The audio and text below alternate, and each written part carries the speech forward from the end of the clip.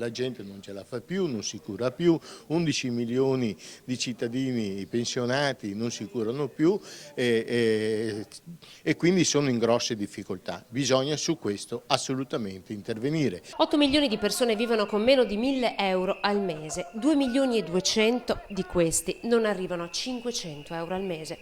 I pensionati della CIA, Confederazione Italiana degli Agricoltori, dopo essere scesi in piazza lo scorso 27 maggio, sono tornati a far sentire la loro voce per chiedere l'aumento delle pensioni minime, l'abolizione dei vitalizi e l'estensione del bonus di 80 euro anche a loro.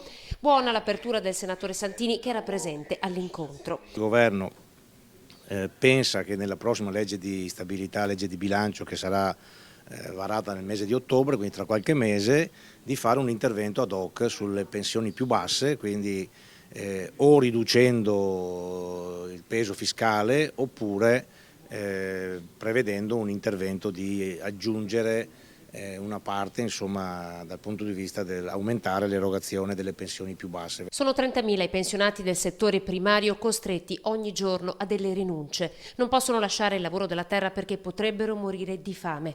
L'Associazione Nazionale Pensionati e la CIA portano avanti una battaglia comune in una petizione che è già stata registrata e protocollata.